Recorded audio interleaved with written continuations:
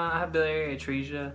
Basically, it just made me like super handsome, and so now all the girls are like flocking on me all the time.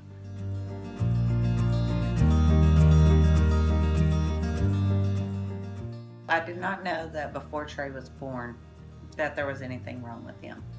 All of my ultrasounds, all of my doctor visits, everything was fine. And then one day I went into labor 6 weeks early. I have biliary atresia, which is a disease in the liver. So basically, on your liver, you have some bile ducts which filter your blood, and as an infant, they were basically closed up, so my blood wasn't getting filtered or anything. So I had to have a procedure done as a baby to open them up, and now I only have one, and it's about half the size of a normal one. Biliary atresia occurs in infants, and when they're born, the bile ducts are either narrowed, blocked, or absent. And these bile ducts go from the the liver to the intestines, and the bile cannot move out of the liver if the ducts are not working properly. Trey was born April 24th, 1995. And when he was born, he was very gray. His skin color was very gray. And so they ran a bunch of tests, and it was probably about 2 weeks before we found out that he had this disease after he was flown to Children's Hospital. Symptoms are initially the infant will be jaundice, which is a yellowing of the skin or eyes because of bile collection in the bloodstream. It is not hereditary. It's actually a very uncommon disease. Not even a lot of people know about it. You find a baby with biliary atresia about 1 in every 10,000 to 15,000, which is quite rare. I had a procedure called the Kasai procedure, and it works for the most part, but normally as a child like 7 to 10 years old, a lot of that procedures fail, and you have to have liver transplants afterwards. But luckily my one procedure has held up so far, and I'm already 20. The Kasai procedure is where it's a surgery that is performed, and many times pretty early on when they discover the baby or the infant or the child has this problem, because the bile duct can't get out of the liver, so they have to do a surgical procedure to either open them, transform them in some way, or to build a new duct. And they usually use some of the intestine material of the baby or the child and form a new duct that the bile can come out of the liver into the intestines. Usually about half of the babies that have the Kasai surgery will need to have a transplant at some time. We took it day by day, and finally, that after the surgery, they said the surgery went fine, and he just came out of it. It was nip and tuck there whenever he was small, and we're so grateful that he's doing well. After the surgery, it did take a little bit of time for him to heal because he had to take lots of medication for the first 2 years of his life.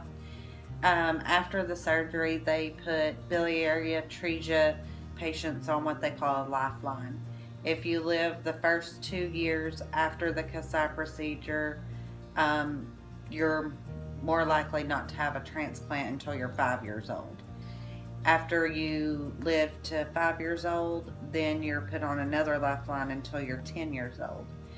And so it's basically like every 5 years you stay on this lifeline for this liver transplant. He was released by his surgeons by his 11th birthday, and they said that he's doing fine. There's no need to follow him under the gastroenterology surgeons anymore, because he was doing so well and all of his lab work was showing, that he was okay.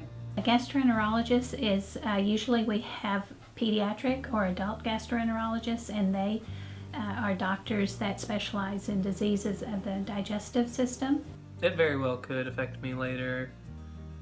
The biggest thing would be the original procedure failing, and there are people who do go their whole life with it without it failing. It's only like a very slim, like 2 to 3% that get it done. But later, if I like don't stay healthy and if I like treat it real bad, then I could have a liver transplant sometime in my future. Fortunately, it doesn't affect my day-to-day life, and I can really just go on normally. I can still play sports and other activities even with the procedure. I imagine maybe with other complications such as like other liver transplants, and if my stomach area was a little more sensitive, I wouldn't be able to play as much contact sports. But being that the procedure works so well and that I haven't had any complications, it really doesn't affect me. It does not affect any kind of eating or drinking that I do. The only thing it would affect really is alcohol. Like if I was to drink alcohol, then it would just kind of sit in my liver and the bile ducts wouldn't be able to filter it as much, and so I'd have alcohol sitting in there and I'd get alcohol poisoned really quick. If I drank enough, then I could get alcohol poisoning to the point where it could kill me. Well, he wouldn't breastfeed, nor would he feed through a bottle. He couldn't go to the bathroom. He could pee, but he couldn't do number 2. And then also, he was very lethargic. We are so thankful that God brought him through, that he don't have to have a liver transplant.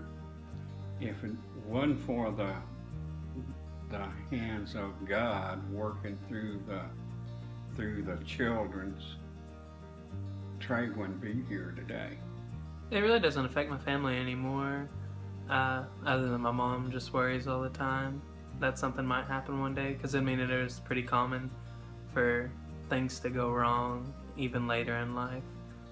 Trey is among the probably 10% of kids that go through this illness actually make it without having to have a liver transplant. Trey is almost 21 years old as of April, and I couldn't be more thankful, more blessed that my first child is still here with me today, knowing all the struggles that he went through as a baby to get to where he is today.